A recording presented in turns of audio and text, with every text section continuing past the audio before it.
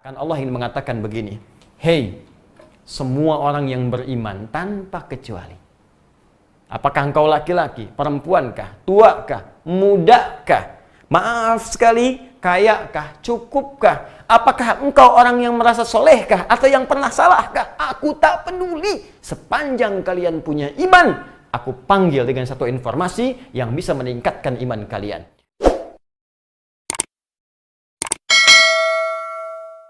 Baik, sekarang kita bacakan apa dalil yang menjadikan dasar ibadah puasa itu mesti kita tunaikan. Kita sekarang bacakan. Ya. Bismillahirrahmanirrahim.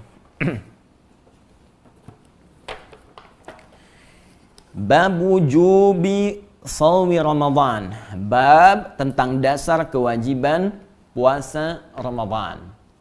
Nah, ini Al-Imam Al-Bukhari sudah memberikan isyarat dan memberikan bocoran bab dasar kewajiban. Nah, ini menunjukkan puasa yang akan ditunaikan di bulan Ramadan tidak sama dengan puasa-puasa yang selainnya. Mungkin boleh jadi ia punya hukum yang berbeda. Puasa Senin, puasa Kamis, Ayyamil Bid, ya, puasa Daud misalnya. Itu berbeda. Yang ini kata Al-Imam Al-Bukhari hukumnya wajib. Baik, hukumnya apa? Wajib. Bab tentang dasar kewajiban. Baik. Dari mana dasar kewajiban didapatkan? Wa qaulullahi ta'ala, ya. Dan adapun firman Allah Subhanahu wa taala berikut adalah dasar kewajiban yang dimaksudkan. Apa firman-Nya? Beliau menyampaikan Al-Qur'an surah Al-Baqarah ayat 183, ya, paling kiri sebelah atas di mushaf standar. A'udzubillahi minasyaitonirrajim. Ya ayyuhalladzina amanu kutiba alaikumussyam kama kutiba alal ladzina min qablikum la'allakum tattaqun. Baik, ini dasar yang pertama. Saya yakin teman-teman insyaallah sebagian besar sudah hafal ayat ini. Nah, sekarang kita akan kaji apa maksud spesifik di ayat ini sesuai dengan keterangan Al-Quran Al-Karim dan petunjuk syariat yang bisa kita lacak. Baik, saya mohon izin untuk menghapus dulu ya. Hitung sampai 10, tarik napas ya. 1, 2, 3, sudah belum? 4, sudah belum? 5, jangan jauh-jauh sembunyinya ya. 6, 7, 8, 9, 10. Orang yang nggak ada semua, tinggal kamera. Baik, teman-teman, bismillah. Siap ya? Pertama, dalil tentang puasa Ramadan. Bismillah. Kita turunkan. Ditemukan di Al-Quran surah kedua Al-Baqarah ayat 183. Isyaratnya menunjukkan makna wajib. Kalau sudah disebutkan dalil, berarti petunjuk ini menjadi hukum. Kalau kita turunkan begini, menjadi hukum. Ya. Jadi kalau nanti ada yang bertanya, apa hukumnya puasa Ramadan itu? Maka Anda bisa jawab, hukumnya wajib. Tahu dari mana kewajiban ini? Kembalikan dasarnya dalam Al-Quran surah kedua Al-Baqarah ayat 183. Paham? Baik. Yuk, sekarang kita bacakan. Ayat ini dibuka dengan kalimat yang sangat indah. Ya ayyuhalladzina amanu. Ladzina amanu. Oke. Ya, ini bisa di sini saya masukkan ini saja. Ya, gitu kan? Ayyuhalladzina amanu. Baik, fokus. Teman-teman sekalian. Ya ayyuhalladzina amanu. Duhai seluruh orang-orang yang telah beriman tanpa kecuali. Saya teruskan dulu. Kutiba alaikumusiyam. Kutiba alaikum. Ini dasar kewajibannya. As-siyam. Sekali lagi baca yang benar, as-siyam bukan as-siyab. Kutiba alaikum as-siyam. Ya. Nah, ini dasarnya.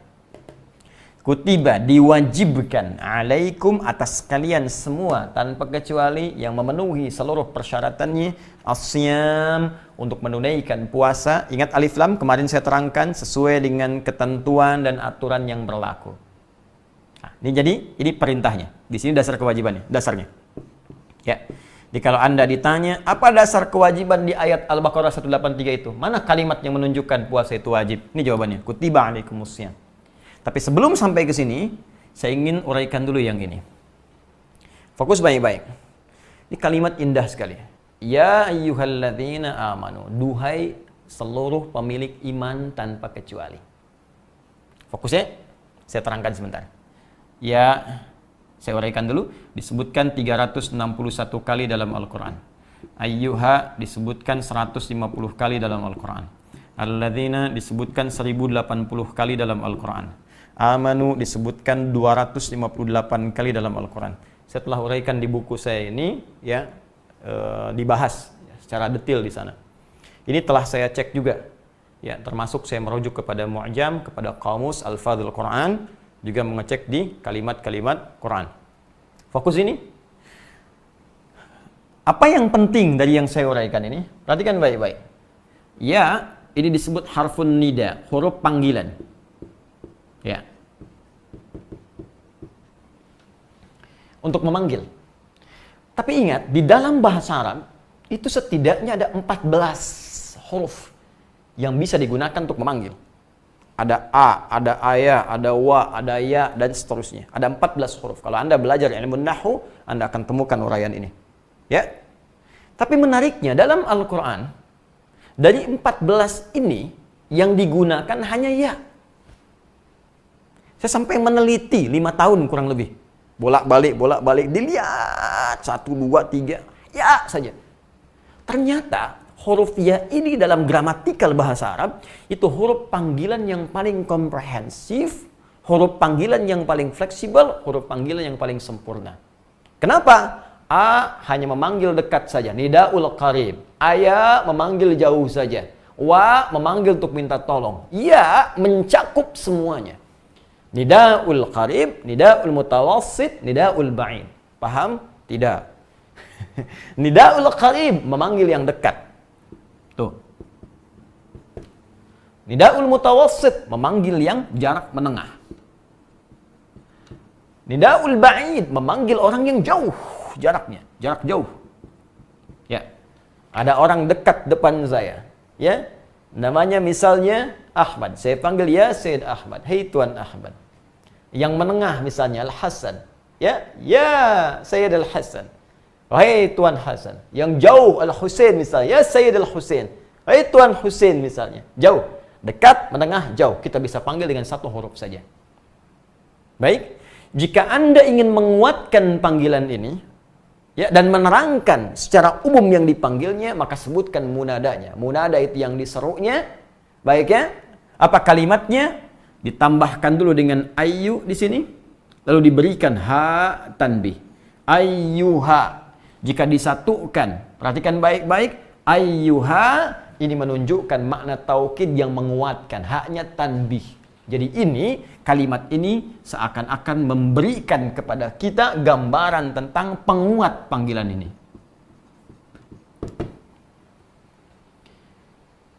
Ini menunjukkan sesuatu yang sangat penting. Saking pentingnya panggilan ini, ya kalau kita ingin artikan, hei, ya ayyuha, hei, kalian semua. Saya ingatkan ya, saya kuatkan dengan panggilan ini.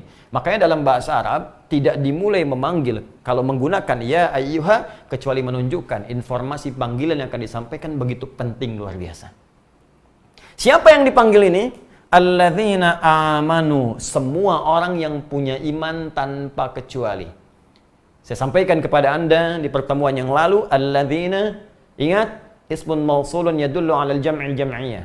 Ya, huruf sambung konjungsi, ya, yang menyambungkan kepada objek atau sebagian dari subjek tanpa kecuali, mencakup semua, lelaki kah, perempuan kah, tua, muda, melampaui status sosial keduniaan, kaya kah, cukup kah, semua.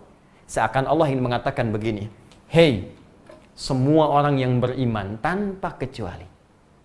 Apakah engkau laki-laki, perempuan kah, tua kah, muda kah?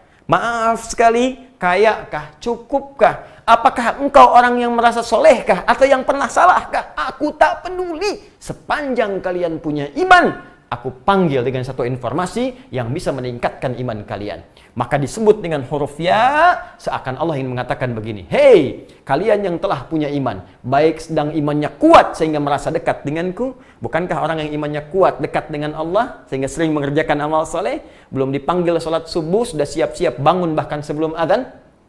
Ada yang biasa tengah-tengah, ketika dipanggil azan baru dia bangun, ya kan? Ada yang jauh karena sering berbuat maksiat, sudah lewat subuh belum bangun juga, mau zuhur belum ingat subuh. Kata Allah, aku tidak peduli. Sepanjang engkau masih ada iman dalam dirimu, aku panggil semuanya, baik yang saleh ataupun yang pernah merasa salah. Aku akan turunkan kepadamu kewajiban menunaikan ibadah yang kalau engkau kerjakan, maka kewajiban ini akan merubah semua dirimu lebih dekat denganku dan lebih meningkatkan keimananmu di hadapanku. Inilah makna ya ayyuhalladzina amanu. Karena panggilannya sifatnya umum, karena itu saat awal puasa, ini kan dipanggil nih untuk menunaikan di awal puasa. Ayo. Karena panggilan pembukanya menggunakan huruf ya, disandingkan dengan kata iman, karena itu jangan kaget, fitrahnya langsung melekat pada diri kita. Karena Allah yang jamin, fitrah melekat. Karena itu di awal puasa, jangankan orang yang soleh, yang biasa-biasa pun, atau yang pernah salah pun, itu bisa semangat. Silahkan cek. Di masa-masa normal ya, bukan seperti sekarang. Yang nggak pernah ke masjid pun bisa saf pertama malam puasa. Tuh. Bisa penuh masjid. Ya, makanya jangan heran, malam pertama puasa penuh masjid. 1, 2, 3, 4, sampai 15 saf penuh semua. Kenapa? Karena panggilannya mencakup semua. Malam pertama. Cuma nanti kita akan lihat, ada orang yang sudah diberikan kenikmatan oleh Allah, ada yang mempertahankannya, ada yang kemudian mulai melepaskannya, ada yang hilang sama sekali. Karena itu jangan heran nanti di pertengahan sampai ke ujung Ramadan mulai muncul kemajuan. Maju safnya. 15 jadi 14, 13, 12, tinggal satu saf lagi dan seterusnya. Nah, ini gambaran pertama. Yang kedua, awas saya belum selesai. Amanu, orang-orang yang telah punya iman. Jamak dari kata amana. Amana asalnya begini. Hapus dulu ini. Ini. Amana asalnya hamzah, alif, mim, nun. Asalnya dari kata amina ditambah alif, ya. Sehingga disatukan ini supaya tidak boros dalam penulisannya, jadikan satu begini, ya, begini, tapi dikasih tanda bendera di atas seperti ini untuk menunjukkan ada alif. Amana seperti ini. Jadi dari kata amina ditambah satu huruf menjadi amana. Kenapa saya penting tunaikan ini? Fokus baik-baik. Sebelum kita masuk Isya, ada 5 menit lagi kita sebelum masuk ke Isya, fokus. Saya pernah terangkan di pertemuan-pertemuan yang lalu, jika ada sebuah kata mengalami derivasi, tasrif, sorof, di kaidah bahasa Arab, hibrida, berubah menjadi kata yang baru dengan penambahan sebuah huruf atau lebih, 2kah, 3kah, maka menerjemahkan kalimat yang baru ini tidak akan terlepas dari yang sebelumnya. Contoh, amana atau amanu ini berasal dari kata amana. Amana berasal dari kata amana. Amana berasal dari kata amina tambah hamzah. Baik, fokus baik-baik sehingga menjadi amana. Asalnya amina, ya manu. Baik. Fokus baik-baik. Amina artinya aman. tentram.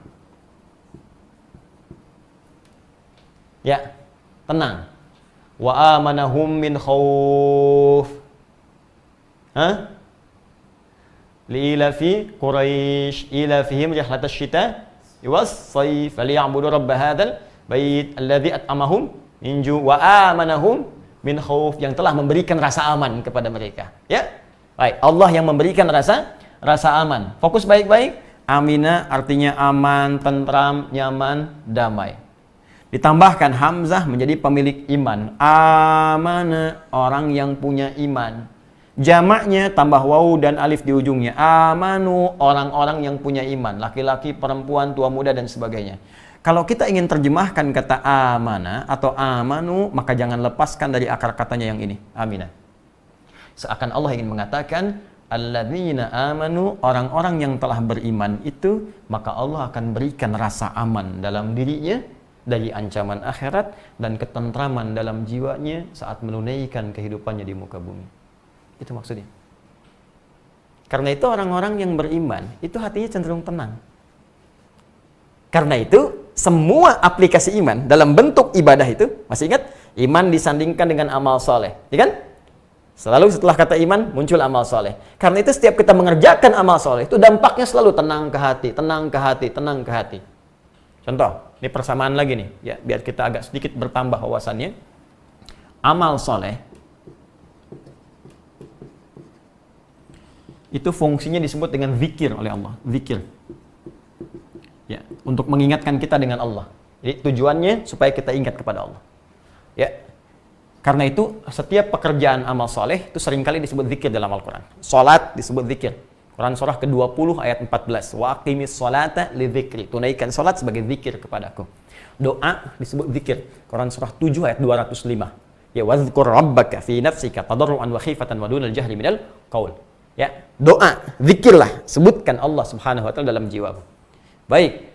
Membaca Quran, zikir. Karena Quran disebut zikir. Quran surah 15 ayat 9. Inna nahnu nazzalna dzikra wa inna lahu lahafidhun. Menghafal Quran itu zikir.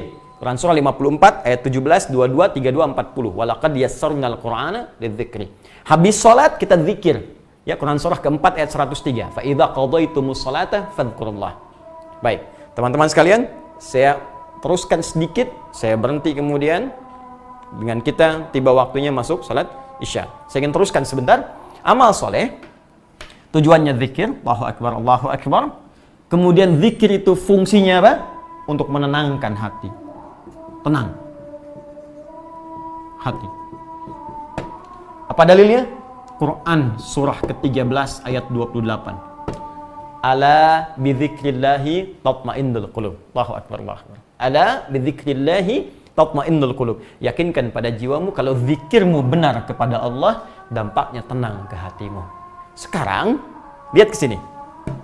Kata Allah, orang-orang beriman itu akan senantiasa diberikan rasa tentram, tenang dalam jiwanya. Kapan orang beriman tenang? Ketika dia menunaikan amal soleh. Amal soleh disebut dengan zikir. Ya. Apa yang ingin saya maksudkan di sini? Ada rahasia besar dari kalimat ya ayyuhalladzina amanu yang menjadikan setiap sahabat selalu merasa senang, gembira ketika turun ayat dibuka dengan kalimat ini sebanyak 68 kali dalam Al-Quran. Dan setiap turun dengan ayat ini semua gembira menunggu apa informasi yang ingin Allah sampaikan. Apa rahasia di dalamnya? Kita lanjutkan nanti setelah menunaikan salat Isya berjamaah. Bismillahirrahmanirrahim. Assalamualaikum warahmatullahi wabarakatuh. Alhamdulillah, wassalatu wassalamu ala rasulillah wa ala alihi wa sahbihi wa man wala ba'du. Saudara-saudariku, kita telah menunaikan salat Isya berjamaah. Semoga salat kita diterima oleh Allah Subhanahu wa taala. Walaupun tak sempat menunaikan di masjid, tapi tidak juga harus menghentikan sifat jamaah dari salat yang kita tunaikan. Ya, mungkin di rumah Anda ada anak, ada istri, kan? Maka kerjakan secara bersama-sama sehingga nilainya berubah dari sendirian jadi berjamaah. Ini mengambil dari petunjuk hadis Nabi sallallahu alaihi wasallam, salatul jamaati afdalu min salatil fardi ya bi 27 darajah.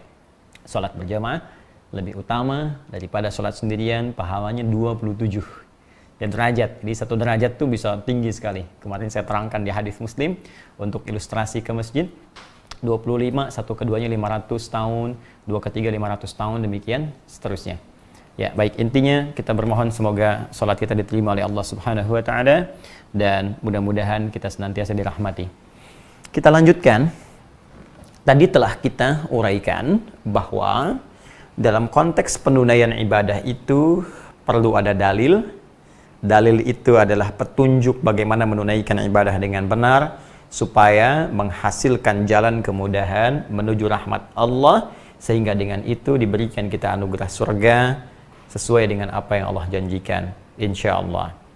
Nah, dalil penunaian ibadah puasa ditemukan di Al-Baqarah ayat 183 yang tadi telah kita bahas sebagiannya. Ya, dibuka dengan kalimat ya ayyuhalladzina amanu. Ya, saya bacakan dengan tafsiran yang telah tadi kita uraikan. Ya ayyuhalladzina amanu, hei, saya tegaskan, saya ingatkan bagi seluruh pemilik iman tanpa kecuali, baik dia merasa dekat denganku, kata Allah, karena imannya tengah berada dalam level yang kuat sehingga rajin dia ibadah. Bahkan sebelum puasa Ramadan dia rajin puasa sunnah, dia rajin tahajud sebagai persiapan menuju puasa Ramadannya. Atau yang imannya menengah, biasa-biasa saja, tahajud belum konsisten, puasa sunnah belum dikerjakan, ya. Atau bahkan mohon maaf yang imannya juga tipis, jauh dari Allah Subhanahu wa taala karena sering berbuat salah, sehingga kesalahan itu menjadi hijab untuk mendapatkan petunjuk Allah menghunjam langsung pada jiwanya. Maka kata Allah, sepanjang masih ada iman dalam dirimu, sepanjang masih engkau mengatakan asyhadu an la ilaha illallah, maka panggilan ini berlaku untuk semuamu. Aku tanamkan dalam jiwamu yang jauh dengan panggilan ini, aku akan dekatkan sehingga meningkat imannya, yang menengah semakin dekat, yang dekat semakin rapat dengan Allah Subhanahu wa ta'ala. Dan indahnya dipanggil dengan kalimat imannya, ya ayyuhalladzina amanu, duhai semua pemilik iman, bentuknya jama, yang telah beriman. Dipanggil oleh Allah Subhanahu wa taala. Tadi saya katakan amanu bentuk jama dari kata amanah. Ini. Ya.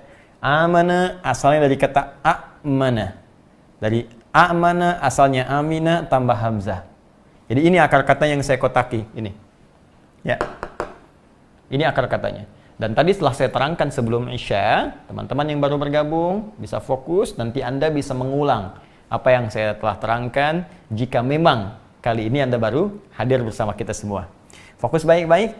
Setiap derivasi kata, perubahan kata, hibrida, ini ya kata yang barunya. Amana, dari sini menjadi amana, naik jadi amanu ke atas.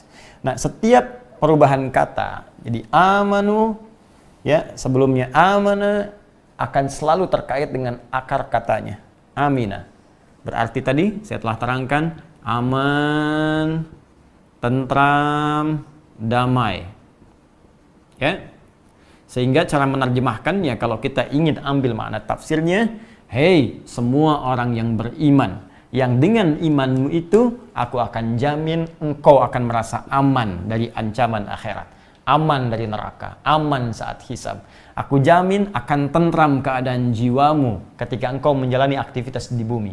Aku jamin damai kehidupanmu ketika engkau beraktivitas di dunia itu. Nah, jadi ada jaminan ini. Tuh. Sehingga orang-orang beriman itu jika dipanggil dengan kalimat ini dan benar imannya, itu akan bahagia. Karena dalam kalimat lain dengan makna yang lain seakan-akan Allah tuh memanggil kita dengan semua jaminan ini. Kalau bahasa bebasnya begini, hei orang-orang yang aku jamin akan aman di akhirat nanti ya. Hei orang-orang yang akan aku tenangkan jiwanya. Hei orang-orang yang akan aku damaikan kehidupannya. Tuh, begitu cara menerjemahkannya. Jadi, pantas, wajar, kalau para sahabat dulu, jika ada ayat turun dengan pembuka kalimat iman, semua gembira. Ya, karena yang dipanggil itu ini, yang mereka pahami, jaminannya. Makanya saya sering sampaikan dalam setiap tuturan ceramah taklim yang saya uraikan, ketika kita akan menerima perintah apapun, entah itu ibadah atau bahkan informasi, maka mesti tahu hakikatnya dulu, tujuannya dulu. Barusan sholat, ada perintah. Jadi sebelum kita menunaikan sholat, pahami dulu apa sih hakikat sholat ini. Apa sih hikmahnya? Kalau Anda tahu dengan sholat bisa mendapatkan bahagia, sukses, bahasa Arabnya falah, ya dengan sholat bisa tenang, dengan sholat dikabulkan. Karena itu ketika mendengar panggilan sholat, Anda akan memahami dengan semua keistimewaan tadi. Allahu Akbar, panggilan sholat. Bukan sekedar ibadah, tapi Anda akan pahami dengan panggilan kebahagiaan, panggilan jaminan kesuksesan, panggilan ketenangan, panggilan jawaban dari doa. Bukankah setiap kita punya kebutuhan yang ingin dimohonkan? Sekarang tiba waktunya. Ginilah Anda disampaikan di perusahaan, sekarang tiba waktunya gajian, yang mau minta apa saja dikabulkan. Demi Allah saya katakan, kalau panggilan sekarang 7:30 disampaikan, bahkan dibatasi, datang cuma sampai jam 8, telat dikit ditutup. Anda berangkat sekarang juga. Anda berangkat sekarang juga. Sekarang panggilan datang dari Rabbul Alamin, yang punya segalanya, yang maha, yang tak ada tandingannya, yang selalu sudah berjanji, kalau sudah berjanji akan selalu ditepati. Innallaha la yukhliful mi'ad. Allah yang berjanji, Allah pasti menetapi. Beda dengan manusia. Kau yang berjanji, kau yang mengingkari. Ya, kau yang memulai, kau yang mengakhiri. Allah beda. Ya, kembalikan ke sini. Nah, jadi membaca kalimat ini mesti seperti ini. Ya. Tapi iman, teorinya, kita bahas di pertemuan lalu, iman, teorinya butuh pembuktian. Karena iman itu pekerjaan hati. Ingat lagi taklim saya yang sebelumnya. Pembuktiannya iman itu muncul lewat amal saleh. Ya. Yang wujudnya berupa ibadah tadi itu dalam tuntunan syariat. Ya, karena itu saya tegaskan lagi, setiap ada kata iman seringkali disandingkan dengan amal saleh. Wal 'asr innal insana lafi khusr illa alladzina amanu wa 'amilus shalihat. Karena itu, amal soleh ini akan menjadi jalan bagaimana cara kita meningkatkan iman supaya semakin merasa tentram, semakin merasa damai, semakin merasa aman. Jadi kalau iman kita ingin memberikan pengaruh ketenangan pada jiwa, perbanyak amal solehnya. Ini jalannya. Ya, itu poinnya. Dan amal soleh ini seringkali disebut dengan zikir dalam Al-Quran. Tadi sebelum Isya saya sebutkan. Ya, salat amal soleh disebut zikir. Masih ingat? Quran surah 20 ayat 14. Doa disebut zikir. Quran surah 7 ayat 205. Kita ba'da salat barusan tadi berzikir. Quran surah 4 ayat 103. Fa idza qadaytumus salata fadhkurullah. Baca Quran, Qurannya disebut zikir. Quran surah 15 ayat 9. Murajaah menghafal disebut zikir. Quran surah 54 ayat 17, 22, 32, 40. Semua. Dan fungsi zikir sekali lagi menenangkan kepada hati. Tuh persamaannya. Amal soleh sama dengan zikir. Zikir memberikan rasa tentram. Tentramnya di mana? Di tempat iman. Tempat iman di mana? Di hati. Ala bi dzikrillahi tatmainnul qulub. Karena itu, nah ini yang ingin saya sampaikan tadi. Ketika para sahabat dipanggil dengan kalimat ya ayyuhalladzina amanu, hei orang-orang yang punya iman, yang ingin merasa aman di akhirat, yang ingin tentram hidupnya, ingin damai keadaannya, maka mereka langsung datang. Wah, senang sekali. Dan mereka menunggu sesuatu. Apa yang mereka tunggu? Amalan apa yang sekarang Allah perintahkan kepada kami supaya kami mendapatkan jaminan aman, tentram dan damai itu. Maka ditunggulah amal solehnya. Maka setiap turun kalimat ya ayyuhalladzina amanu, mereka menunggu. Ini perintah apa yang turun? Larangan apa yang turun? Karena itu ketika muncul perintahnya, langsung keluar di lisan mereka, sami'na wa ata'na. Kami siap, kami dengar, kami taat. Karena mereka tahu dengan menunaikan itu, imannya semakin kuat dan ini mudah untuk diraih dengan cepat. Begitu cara berpikirnya. Ini landasan berpikirnya di sini. Ya. Nah, karena itulah ketika turun Al-Baqarah, Quran surah kedua, ayat 183, dibuka dengan kalimat ini, maka mereka nunggu-nunggu. Ya ayyuhalladzina amanu, sami'na wa ata'na, siap ya Allah. Apa yang diperintahkan? Maka turun, kutiba alaikumusiyam. Diwajibkan bagimu mulai saat ini untuk menunaikan puasa. Puasa bisa meningkatkan imanmu, sehingga kamu akan cenderung merasa aman, cenderung merasa tentram, merasa damai. Makanya saat Ramadan itu suasana tuh enak banget. Coba lihat. Dan berkahnya luas. Jangankan muslim, non-muslim pun mendapatkan keberkahan Ramadan itu. Berkahnya dapat. Sama-sama dapat ketenangannya. Tugas Pak Polisi berkurang karena kriminalitas menurun. Kedamaian hadir, keberkahan materi muncul, orang butuh kurma, orang butuh pakaian, butuh kolak, butuh macam-macam. Semua bisa jualan, jangankan yang muslim, non-muslim pun ikut jualan. Masya Allah, semua berkahnya dapat. Dan itu 2 hari lagi. Sebentar lagi. Kita tidak tahu apakah kita mendapatkan Ramadan itu tahun ini atau tidak. Ya. Di depan kita, teman-teman sekalian, gerbangnya akan dibuka sebentar lagi. Apakah sudah bahagia hati kita menyambutnya? Ya, karena begini, orang-orang yang dikabarkan, nih di depan kamu saya bukan ya, nih dapat hadiah nih, ada mobil, ada motor, kamu tinggal masuk aja. Tapi nanti waktunya 2 hari lagi. Maka demi Allah, Anda pasti akan menyiapkan itu. Rasa gembira semakin memuncak. Di depan kita ada ampunan dosa dari semua dosa yang pernah kita kerjakan. Di depan kita ada peningkatan amalan. Di depan kita ada kasih sayang Allah. Di depan kita ada kedamaian. Di depan kita ada rahmat. Di depan kita ada semua kemuliaan yang Allah janjikan berkumpul. Maka kita butuh persiapan. Maka hal yang pertama kita lakukan, sami'na wa ata'na. Kita siap menyambut itu seperti orang-orang dulu menyambutnya. Maka kata Allah, kutiba alaikumusiyam, diwajibkan atas kalian menunaikan puasa. Saya telah jelaskan ini. Ya, bukan puasa biasa, alif lam, kata asyam, puasa yang punya aturan tertentu, punya ketentuannya, maka pelajari dulu setiap aturan dan ketentuan ini supaya kalian benar puasanya.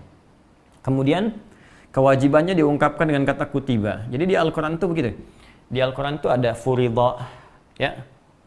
Baik, hati-hati. Jadi ungkapan kewajiban itu banyak.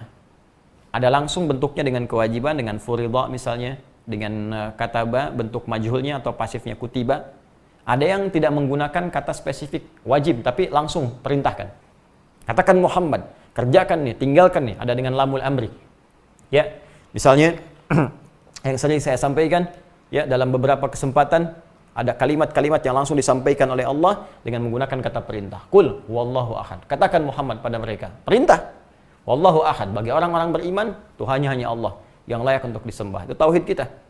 Ya, dan banyak nanti kalimat-kalimat lainnya yang berisi perintah kepada kita mengerjakan sesuatu, tinggalkan. Aufu bil uqud, ya ayyuhalladzina amanu aufu bil uqud. Tepati janjimu, itu perintah. Karena itu ketika ada bentuknya perintah, maka hukumnya nanti dalam kaidah usul fikih menjadi wajib. Al aslu fil amri lil wujub hatta yadulla dalilu ala khilafi. Asal dari satu perintah adalah satu kewajiban hukumnya sepanjang belum ada dalil yang bisa menurunkan level wajib itu pindah kepada hukum lain, baik sunnah, mubah atau bahkan makruh dan yang lainnya. Ya, itu nanti pembahasan di usul fikih untuk membentuk kaidah-kaidah dalam fikih. Saya teruskan dulu. Nah, kalau ditemukan kata kutiba, ini akarnya kata kataba. Bentuknya aktif. Yang ini bentuknya pasif. Perhatikan sebentar, saya ingin berbagi dulu tentang ilmu bahasanya. Jika ada bentuk aktif dalam struktur bahasa, subjeknya umumnya disebutkan.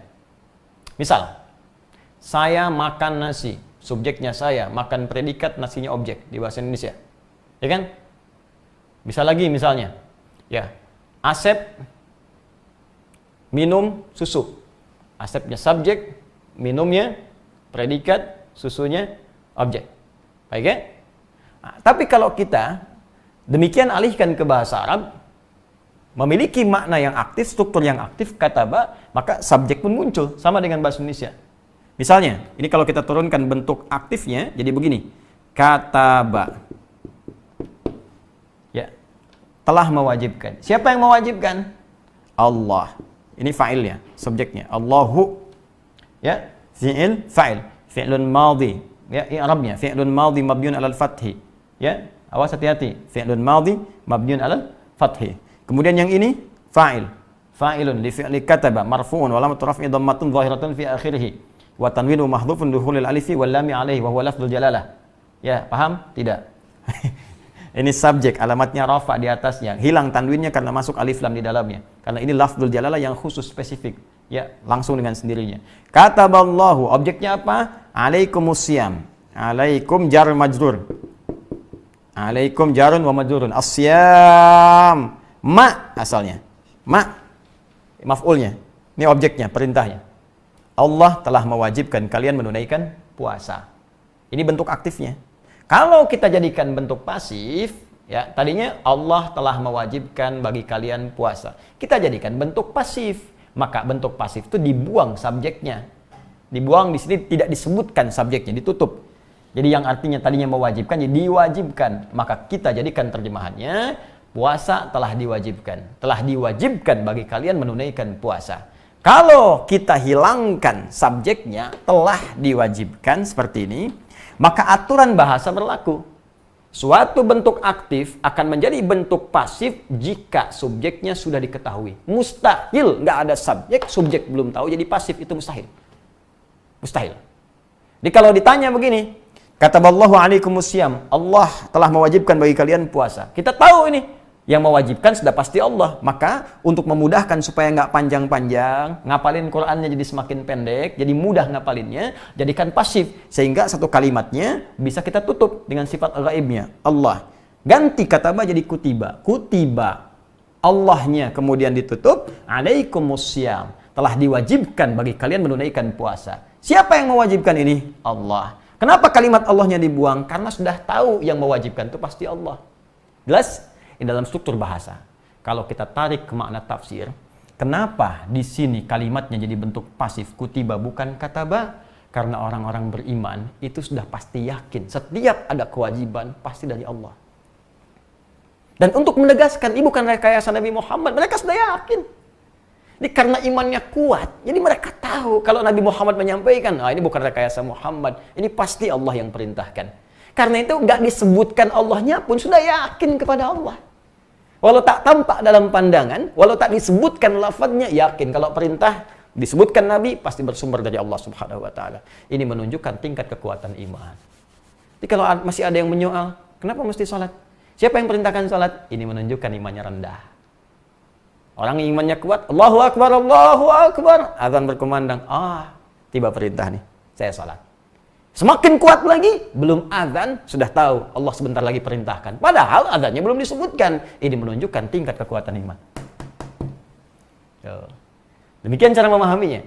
Jadi yang pertama, Allah ingin terangkan kepada kita, hei, kalian puasalah. Tingkatkan iman kalian seperti orang-orang dulu pun ditingkatkan imannya. Bahkan sebelum aku sebutkan, mereka telah yakin bahwa aku akan perintahkan. Kedua, kata kutiba berasal dari kata kataba, seakar dengan kata kitab, yaitu sesuatu yang rapi, sempurna, tidak ada celah.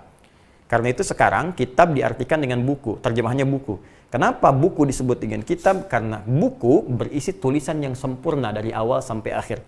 Bukan potongan artikel, sesuatu yang telah diedit, ada daftar isi, ada mukaddimah sebelumnya, ada transliterasi, dan seterusnya sampai ujungnya penutup, bahkan sampai daftar pustaka. Disebut dengan buku. Al-Quran disebut dengan Alkitab karena sempurna, nggak ada celahnya dari awal sampai akhir. Dzalikal kitabu la raiba fi. Nah, kata dasarnya itu kataba. Bentuk pasifnya itu kutiba. Jika ada kewajiban disebutkan dengan menggunakan kata kutiba, jadi menunjukkan kewajiban itu sifatnya sempurna, kemudian berisi perintah yang sistematis, hukumnya sistematis, aturannya sudah spesifik. Seperti buku yang tersistematikan dengan baik. Nggak mungkin mukaddimah di akhir, nggak mungkin daftar isi di tengah-tengah. Pasti di depan. Nih kata pengantar, nih kapur sirih, 2 kapur sirih, 3 kapur sirih, bikin sirih sebanyak-banyaknya. Yang pasti di depan. Ya. Setelah itu daftar isi, setelah itu ini, itu baru ke isi, baru ke kesimpulan, daftar pustaka. Glosarium setelahnya. Jadi buku. Nah, yang paling menarik jika ada kewajiban diungkapkan dengan kata ini, artinya perintah yang disampaikan kepada kita sudah tersistematika dengan baik. Jangan ditukar, jangan dipindah-pindah. Ini ingin menunjukkan kata Allah, puasa itu punya sistematikanya. Nanti waktunya diatur. Waktu puasanya subuh sampai maghrib, tarawehnya malam. Ya, jangan sampai di tengah-tengah buka, jangan dipindah. Sahur jadi jam 7, buka jadi asar, atau buka jadi duhur, sambung lagi. Tidak. Semua ada ketentuannya yang telah ditetapkan. Baik. Puasanya sebulan. Ya Allah, berat ya Allah. Kata Allah, bukan kamu saja, orang dulu juga sudah puasa. Kama kutiba 'alal ladzina min qablikum. Seperti orang dulu juga pernah diwajibkan mereka menunaikan puasa. Kalimat ini muncul di ilmu balaghah ini untuk memudahkan, tamhid, memudahkan, meringankan kita seakan-akan ibadah itu bukan beban. Kayak ginilah. Anda saya katakan misalnya, tolong bikin tesis ya. Bikin tulisan 200 halaman. Aduh Ustaz, kebanyakan. Dulu juga saya sampaikan pada jamaah sebelumnya. Mereka bahkan saya bilang 300 halaman ya. Mereka sanggup, kalau mereka bisa, kenapa kamu tidak? Makannya sama, nasi juga, minumnya air juga. Mereka bisa, kamu tidak. Ayo semangat. Maka ketika Anda mendengar ini pernah ditunaikan oleh orang sebelum Anda menjadi semangat dan ingin menyusul mereka lebih baik dibandingkan mereka. Maka seakan-akan Allah kompetisikan kita. Ada kompetitor nih disebutkan. Oh, begini cara berpikirnya. Kalau ingin maju, jadikan kompetitor. Ya, Korea dulu jadikan Jepang kompetitor. Di setiap Jepang bikin sesuatu, Korea ingin nyusul. Korea ingin nyusul. Akhirnya sekarang jadi bagus levelnya.